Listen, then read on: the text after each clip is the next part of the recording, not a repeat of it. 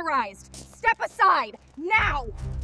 Then you just crossed federal lines. Ma'am, step back from the property line, the woman in crimson said, clipboard tucked under her arm like a badge.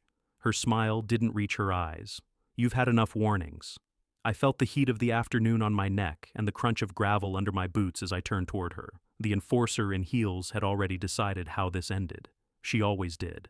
That man is authorized, the board chair added, nodding toward the uniformed figure near our driveway. This is an HOA matter. Here's the thing she didn't know yet. I audit false authority for a living. I dismantle it quietly, professionally, and permanently. If you've ever felt that moment when something inside you snaps awake and refuses to be pushed again, stay with me and hit that subscribe button now. I'm Daniel Mercer, and standing in my front yard that afternoon, I could feel the ground shift under my feet. The tyrant in heels had no idea how badly she'd miscalculated. She thought she was dealing with another resident who'd fold under pressure. She thought wrong.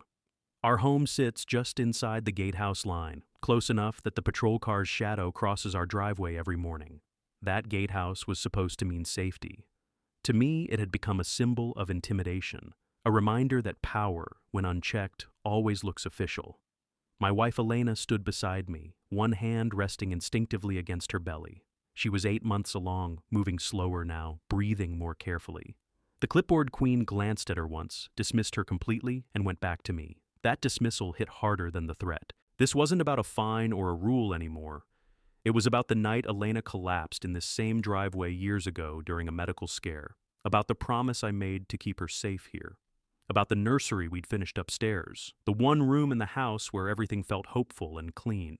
The fake authority hovering near our mailbox shifted his stance. He didn't look like law enforcement up close. His boots were wrong. His posture was rehearsed. My skin prickled with professional recognition. This wasn't a misunderstanding. It was a costume. Veronica Harlan, because yes, I knew her name, cleared her throat loudly. The board chair loved an audience, even when it was just us. The enforcer in crimson thrived on moments like this, when compliance felt inevitable. I looked past her, toward the gatehouse, toward the neighbors' windows that never quite opened during these confrontations. Somewhere behind those curtains were people who'd already learned to stay quiet. "Where are you watching from?" I asked. Not to her, but to the idea of anyone who'd ever been cornered like this. Kitchen table, living room couch, phone in your hand while someone told you what you were allowed to do in your own home. The air felt tight. The clipboard queen started listing violations I'd never received in writing. The tyrant in heels loved improvisation when she thought she had leverage. I felt anger, yes, but beneath it was something colder. Calculation. This was the moment where lines mattered, where authority either held up under scrutiny or collapsed. Elena squeezed my arm. Just once, not fear, trust. I let the board chair talk. I let the fake officer stand there. And as the sun dipped lower, casting long shadows across our driveway, I realized this confrontation wasn't the end of something. It was the opening move. The silence that followed felt heavier than the confrontation itself, like the neighborhood was holding its breath. Veronica Harlan turned on her heel without another word, the enforcer in crimson already dialing someone on her phone, heels clicking away as if she'd won. I stayed where I was until the patrol car shadow slid off our driveway, then guided Elena inside. Only after the door closed did I step back out, following the paved trail that looped behind the homes, the one residents used to avoid each other without admitting it. The walking path wound past manicured hedges and identical mailboxes, all curated calm. I'd walked it 100 times, but that afternoon it felt different, charged. Halfway down, Mrs. Wilkes slowed beside me, pretending to adjust her shoe. She didn't look at me when she spoke. "She's been doing this a lot lately," she murmured. The board chair's name didn't need repeating. Everyone knew who she meant. As we walked, more people drifted close. Careful, quiet. A man with a golden retriever mentioned fines that doubled overnight. A woman pushing a stroller whispered about safety checks conducted after dark. Each story traced back to the clipboard queen, to the tyrant in heels who'd discovered how effective fear could be when wrapped in procedure. I listened, cataloging patterns the way I did at work, the way professionals do when chaos pretends to be order. The enforcer in crimson appeared again near the bend, pacing like a guard. Conversations died instantly. Eyes dropped. That reaction told me more than words. Authority that inspires silence isn't authority at all. It's coercion. Veronica Harlan thrived on that distinction. She didn't just want compliance, she wanted submission. I kept walking, letting the path carry me past the gatehouse fence. From here, the patrol vehicle looked official enough to fool anyone who didn't know better. I'd seen this before in other cities, other communities, private entities borrowing the aesthetics of power to avoid scrutiny. The board chair had brought that playbook home. A retired couple stopped me near the bench overlooking the drainage pond. Their voices shook as they talked about threats of liens, about letters taped to their door after they asked questions at a meeting. "We thought it was just us," the woman said. That sentence landed hard. Isolation was the real weapon. By the time I reached the far end of the trail, my anger had sharpened into resolve. This wasn't a personal grudge, it was a system. Veronica Harlan wasn't enforcing rules. She was manufacturing authority, and every resident here was collateral. My phone buzzed with a message from Elena, asking if I was okay. I looked back toward our home, toward the gatehouse silhouette that now felt less like protection and more like a threat. The clipboard queen could posture all she wanted. She'd exposed something she couldn't control. As I turned back, I knew the next move couldn't be emotional. It had to be precise. Patterns had been established. Witnesses existed, even if they didn't know it yet. The tyrant in heels had pushed too far, and the community felt it. This wasn't about winning an argument. It was about ending a practice. And as the sun dipped behind the identical rooftops, I understood that what happened in my driveway was just the opening chapter of something much larger. I turned back toward the entrance as the sky cooled, the path depositing me near the public street where the gatehouse met the city. Headlights swept the curb and a marked patrol car rolled to a stop, engine idling. The board chair's shadow still lingered in my thoughts, but this moment felt different. Official. Real. The officer stepped out slowly, not rushed, not casual either. Laura Benton, her name stitched neatly over the pocket. She adjusted her belt, then paused, eyes scanning the gatehouse, the patrol vehicle, the private security figure loitering too close to the curb. Her jaw tightened. It was subtle, but I noticed. People trained to read risk always do. She asked a few neutral questions, voice even. While she spoke, the enforcer in crimson drifted closer, clipboard queen instincts flaring. Veronica Harlan didn't appear, but her presence did. The tyrant in heels always seemed to fill space whether she was there or not. Officer Benton listened, nodding once, then twice. Her gaze kept flicking back to the gatehouse insignia, lingering a fraction too long. Her hand rested near her radio, fingers flexing, then pulling away. Conflict lived in those small movements. This looked like a private dispute. It also didn't. The private guard shifted, shoulders squared a little too aggressively. Benton noticed. She took a half step to create space, not enough to escalate, just enough to protect. Her posture said restraint. Her eyes said questions. I explained what had happened without embellishment, keeping my voice level. As I spoke, I watched her reactions. The slight lift of an eyebrow when I mentioned authorization, the way her lips pressed together when the clipboard queen's methods came up.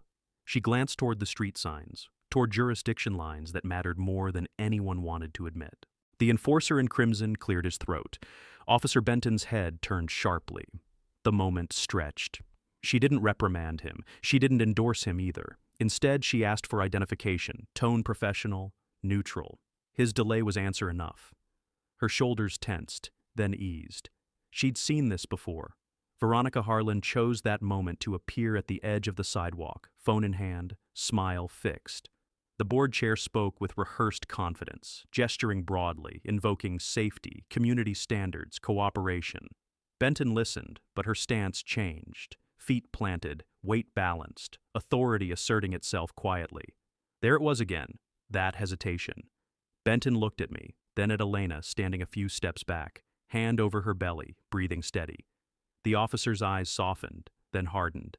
Duty pulling against procedure. She didn't cross the line.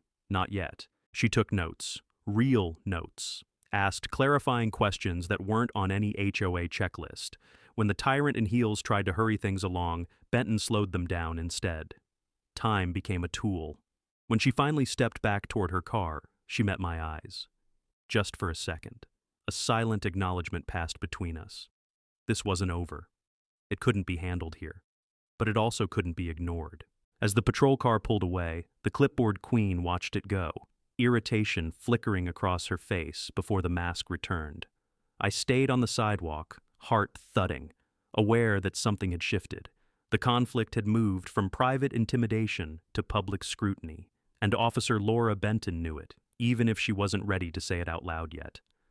The streetlights blinked on one by one, casting a colder light that made the gatehouse look theatrical, almost fake. Benton hesitated beside her door, hand hovering before she opened it, eyes returning to the curb where the private guard stood. She exhaled slowly, a controlled release, then nodded to herself as if filing something away for later. I understood that nod. It was the look of someone choosing patience over impulse, evidence over instinct, knowing the right moment mattered as much as the truth more than anything else. By the next morning, the pressure arrived in writing. A notice slid under our door before sunrise, the paper stiff and officious, stamped with language that sounded legal without actually being lawful. I didn't read it inside. I walked it straight to the HOA management office, the place with frosted glass and a lobby designed to make residents feel small. The clipboard queen was already there. Veronica Harlan stood near the reception desk in her crimson blazer, posture perfect, smile practiced. The enforcer in heels greeted me like a customer she intended to upsell, not a homeowner she was threatening. She gestured to a chair I didn't take. She spoke quickly, outlining penalties, deadlines, consequences. The board chair loved momentum. She believed speed created compliance. I slowed everything down by asking simple questions. Authority questions. Her smile tightened. The tyrant in heels tapped her pen against the counter, a tiny metronome of impatience. A property manager hovered behind the glass, eyes darting between us. Nora Alvarez, neutral by design, careful by habit. She avoided my gaze, avoided Veronica Harlan's too, as if looking directly at either might force a choice she wasn't ready to make. The notice accused us of violating safety protocols that didn't exist, demanded access the HOA didn't possess, and threatened enforcement actions that weren't theirs to execute. The language was deliberately vague. I recognized the tactic. When rules are unclear, fear fills the gaps. I asked who authorized the enforcement. The clipboard queen said the board did. I asked where that authority came from. The board chair referenced bylaws without citing them. I asked whether the city had been notified. The enforcer in crimson deflected, talking louder, faster, stacking words to bury the question. Around us, residents waited with folded arms and tired eyes. Each one glanced over, then away. The room smelled like cheap coffee and disinfectant. A television on the wall looped community announcements that felt mocking now. Veronica Harlan slid another paper across the counter. A final warning. The tyrant in heels leaned in, lowering her voice, promising consequences if we didn't comply immediately. It was meant to feel intimate, inevitable. Instead, it felt reckless. I noticed what wasn't there. No city letterhead, no official seal, no reference number, just HOA branding and confidence. False authority depends on theater. Real authority leaves a paper trail. Nora Alvarez cleared her throat softly. The sound barely cut through the air, but it mattered. The property manager's hands trembled as she adjusted a stack of files. She knew. They all knew. The clipboard queen ignored her, eyes locked on me, daring me to blink. I didn't. I thanked them for the documentation, asked for copies, and requested the HOA's insurance contact information. The board chair stiffened. The enforcer in crimson laughed it off, calling it unnecessary.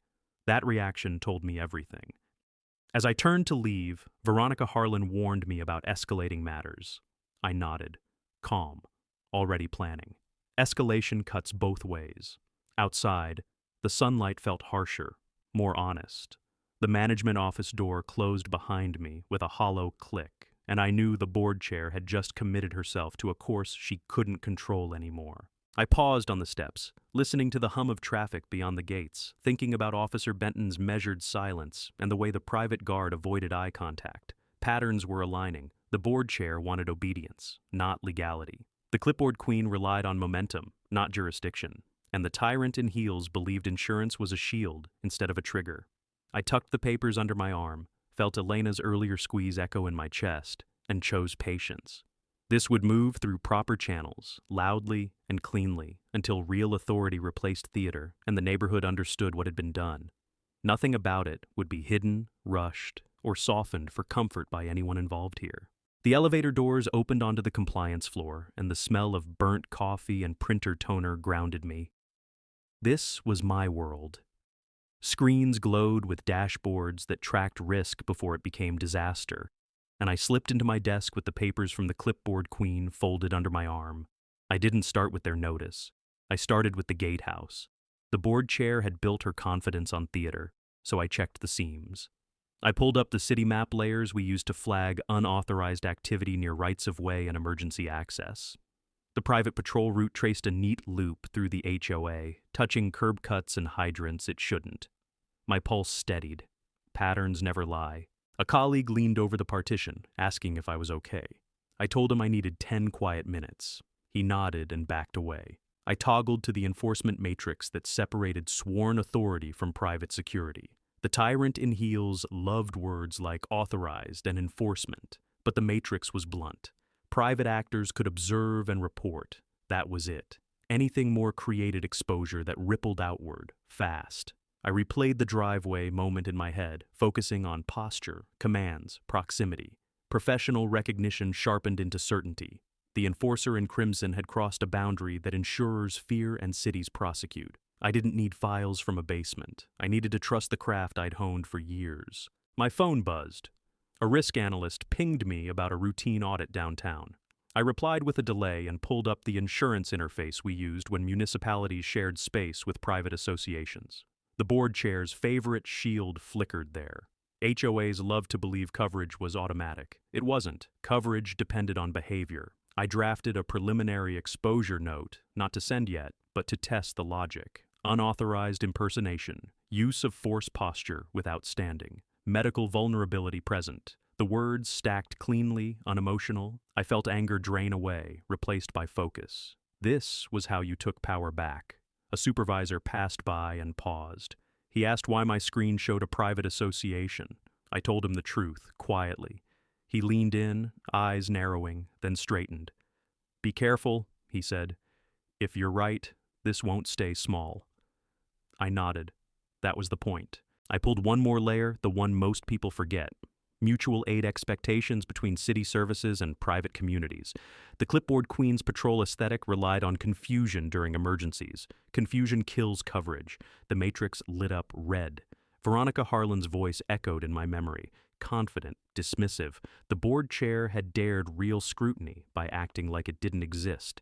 The tyrant in heels believed speed beat process. Process always wins if you let it breathe. I stood, gathered my things, and headed for a conference room with glass walls. I needed Elena to know what I knew without frightening her. I called and spoke slowly, keeping my voice steady. She listened, asked one question, then trusted me again. When I hung up, I sent a short internal ping requesting a consult slot. No accusations, no drama, just facts, presented the way authorities respect. Outside my window, sirens wailed somewhere distant, a reminder of what legitimate power sounded like. By the time I left the building, the discovery had settled into something solid. The HOA's playbook wasn't just wrong, it was radioactive. And once you see that, you don't argue. You escalate cleanly, until the theater collapses under real light. I stepped outside into evening air, shoulders lighter, resolve heavier. The board chair would escalate, the enforcer in crimson would posture, the clipboard queen would threaten deadlines. None of that changed the math. Authority had lanes. She'd swerved across all of them. Tomorrow, I'd invite people who hated surprises to notice. Quietly, methodically, with receipts that weren't paper but consequences. For everyone watching, patience would be the sharpest blade tonight only. Night settled as I drove to the clinic, the dashboard clock blinking between minutes like it was undecided.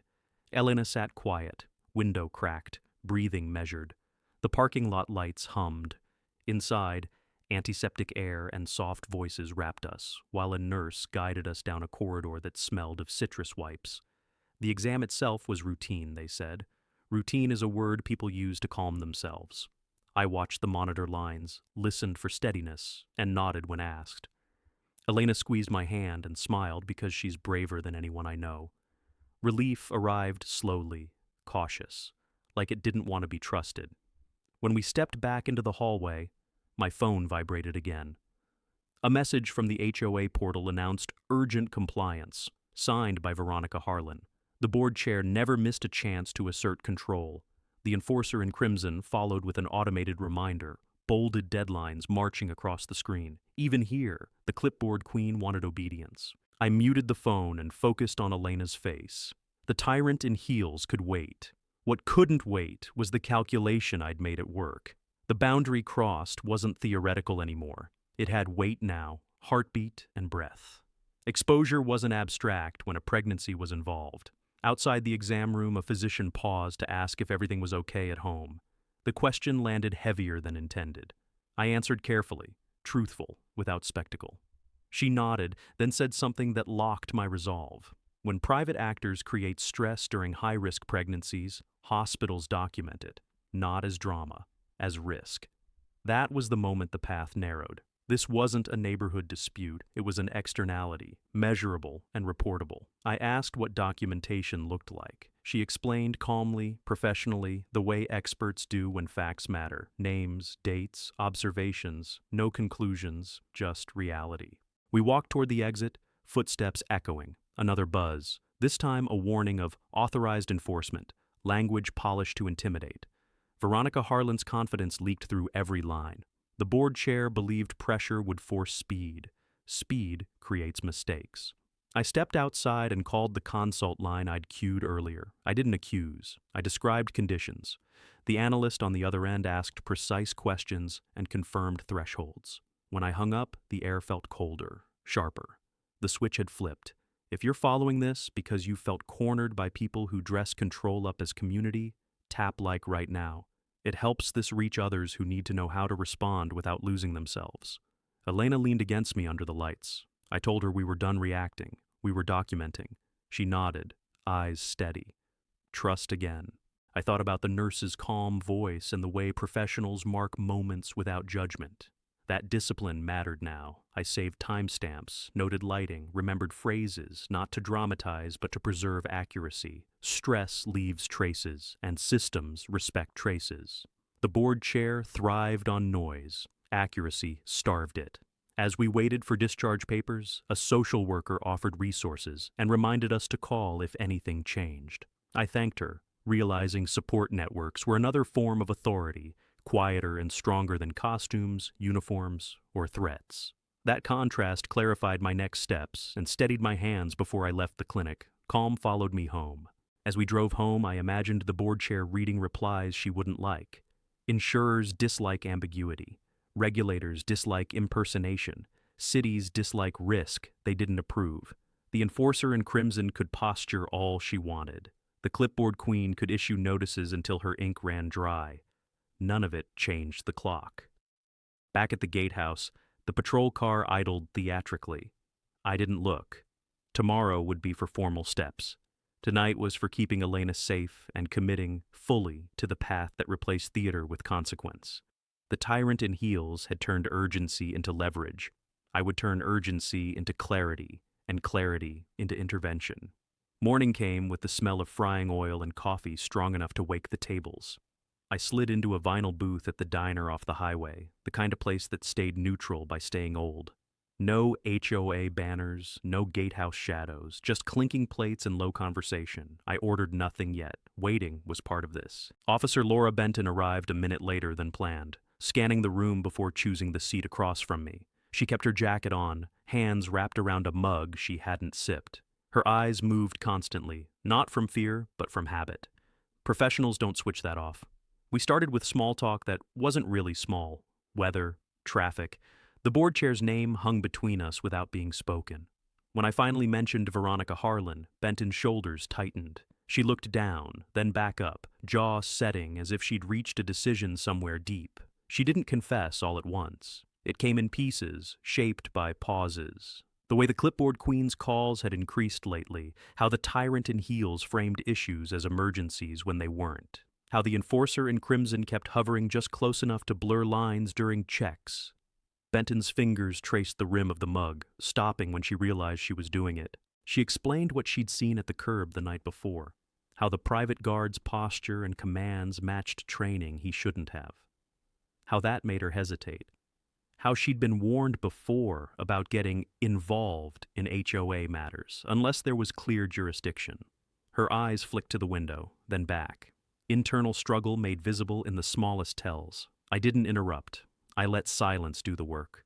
The diner filled the gaps with the sizzle of a grill and the scrape of chairs. Benton inhaled slowly and continued, voice steadier now. She'd run the plate on the patrol-style vehicle before, unofficially. It didn't come back the way real ones do. She'd noticed the badge designs didn't match any department she knew. None of it was enough alone. Together, it bothered her. When she said Veronica Harlan's name again, it carried weight. The board chair had been warned, she said, not formally, quietly, about how far private enforcement could go. The clipboard queen ignored it. Momentum mattered more than boundaries. Benton leaned in, lowering her voice. She told me what would matter to outside authorities. Dates, witnesses, medical context. Whether the private guard presented himself as law enforcement, whether commands were issued that implied detention or force. Her gaze held mine, firm now. This wasn't speculation, it was guidance. I asked why she was telling me. She didn't answer immediately. Then she said something simple. She didn't like seeing people hurt by theater. The tyrant in heels had turned performance into pressure. Benton had chosen substance. She slid a receipt across the table, the back marked with notes she'd made after the curbside stop. Not evidence, memory, a roadmap. She told me where to file, who would listen first, and what language to avoid. Let them connect the dots, she said. They're better at it when they think it's their idea. When she stood to leave, she paused, hand on the booth's edge. Be careful, she said again, but this time it wasn't a warning. It was solidarity. She nodded once, then walked out into the daylight. I stayed seated, coffee finally cooling in front of me. The diner returned to normal around me. Unaware, a pivot had just occurred. Veronica Harlan would escalate. The enforcer in crimson would posture. The clipboard queen would push deadlines. None of that mattered now. The conflicted witness had crossed the line she'd been dancing on, and with that, the path forward sharpened. Outside authority wasn't an idea anymore. It had names, processes, and a starting point. And for the first time since the driveway, I felt the balance tip. I left the diner with Officer Benton's words still ringing in my ears, and by the time I reached the city administrative building, the air felt thinner, sharper, like everything had edges. The lobby was all stone floors and muted voices, the kind of place where emotions got swallowed and only facts survived. At the security desk, I showed my ID, signed in, and rode the elevator to risk oversight. Each floor chimed like a countdown. I kept thinking about Veronica Harlan's confidence, the board chair's grin, the tyrant in heels acting like she could order reality around. Out here, her theater didn't matter. Paper trails did, jurisdiction did, liability did. The oversight suite had glass walls and bland carpeting, but it carried weight. A receptionist asked who I was meeting. I gave a name and a department, exactly as Benton had advised, then sat where she pointed. My knee bounced once before I forced it still. I couldn't afford impatience. The clipboard queen loved rushing people. I was doing the opposite. When the door opened, a middle-aged risk manager stepped out, eyes tired in the way people's eyes get when they've seen too many avoidable disasters. He introduced himself, led me into a conference room, and asked for a summary. I didn't start with anger. I started with timelines. I started with the gatehouse. I started with the private patrol aesthetic that mimicked law enforcement inside a residential community. He listened without interrupting, pen moving in short strokes. When I mentioned the phrase authorized enforcement, his eyebrows lifted. When I described the uniform details that didn't match any agency, his mouth tightened. I could almost see the checklist in his head filling itself in. I slid my notes across the table, not as accusations, as observations. Dates, locations, names. Veronica Harlan, the enforcer in crimson, the fake contractor's name, Miles Cade, and the way he presented himself. Elena's pregnancy, the clinic visit, the hospital's willingness to document stressors. The risk manager didn't react like a neighbor would. He reacted like an institution. He asked one question that told me I'd reached the right room. Do you believe the HOA's insurer knows they're doing this?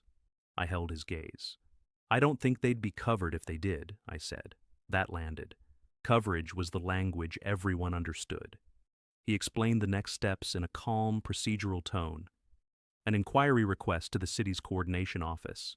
a referral to the state regulatory unit that tracked private security licensing, a notice to the HOA's carrier, not as a threat, as a requirement to disclose. He didn't promise an outcome.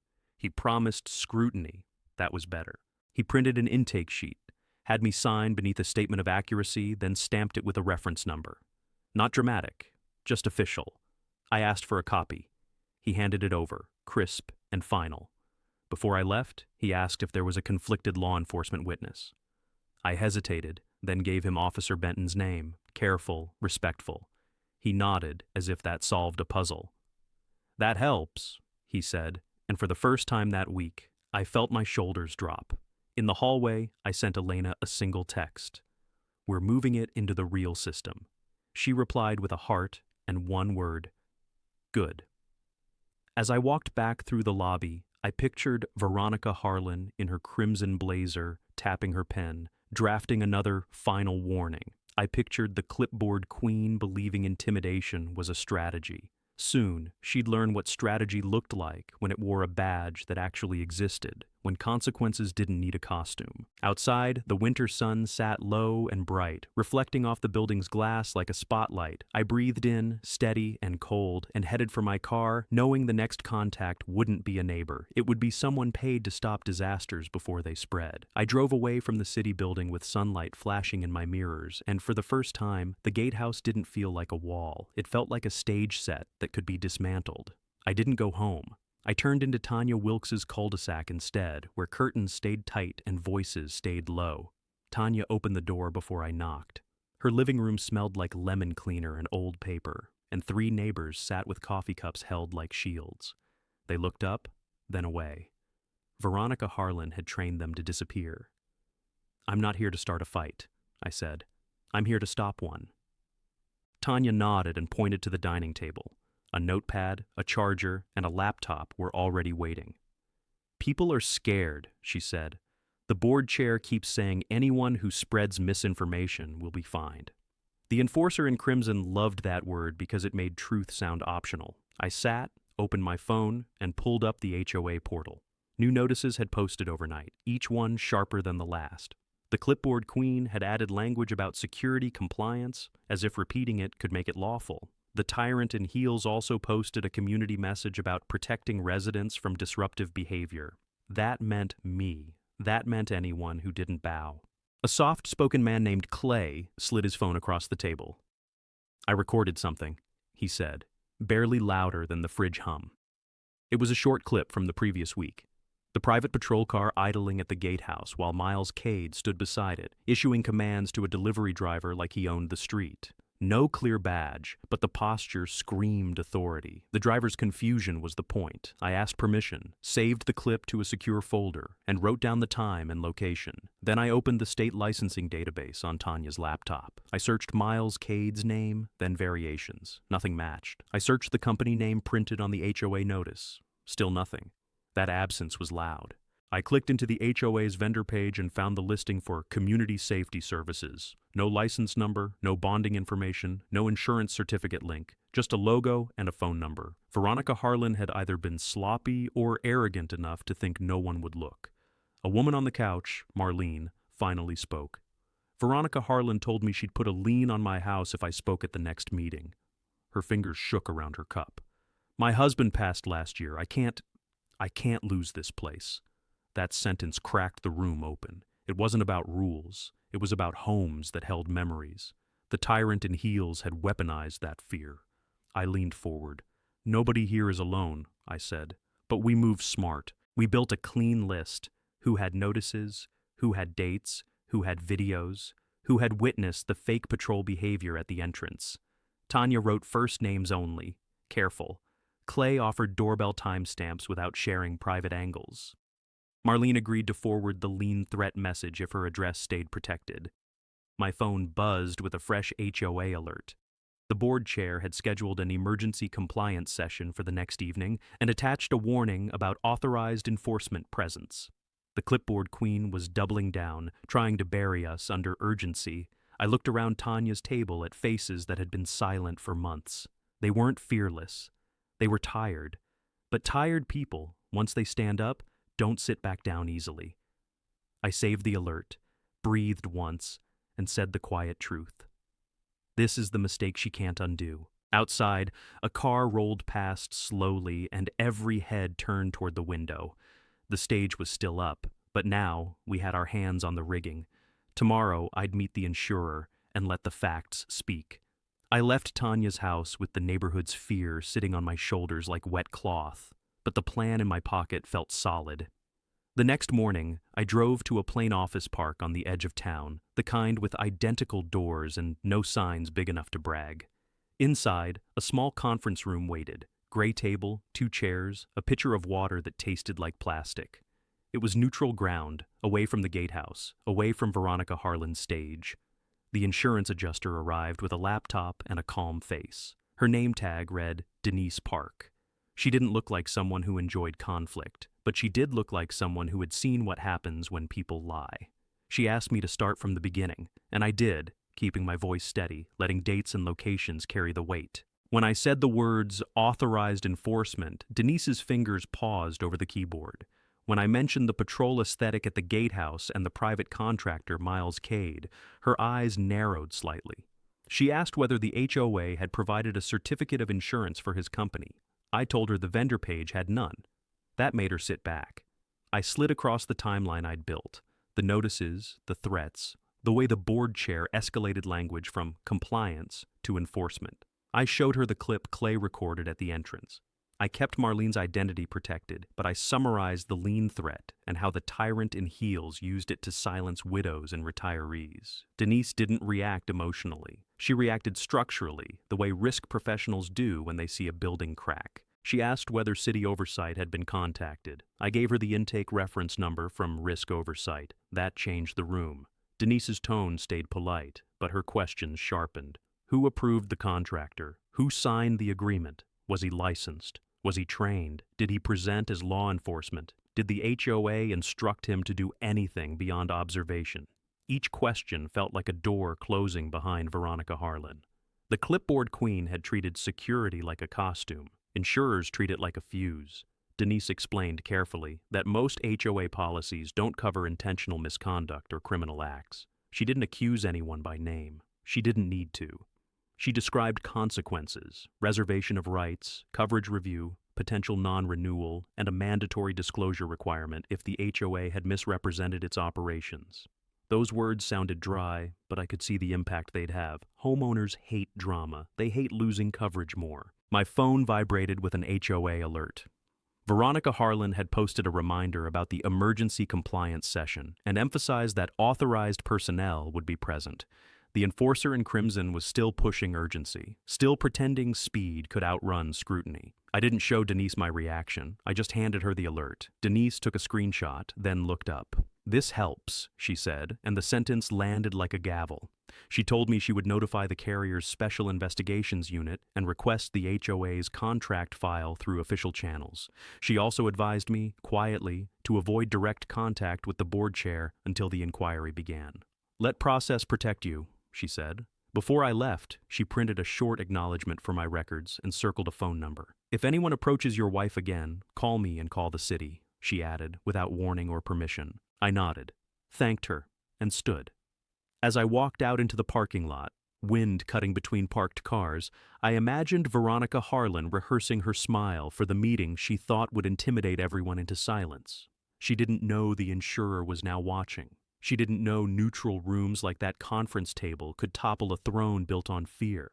And for the first time, I felt the neighborhood's balance shifting in a way she couldn't threaten back. That evening, the town hall auditorium felt too bright, like the lights were designed to expose whoever dared speak. Folding chairs filled fast, retirees in windbreakers, moms with tired eyes, men who usually stayed quiet with arms crossed. A low murmur rolled through the room.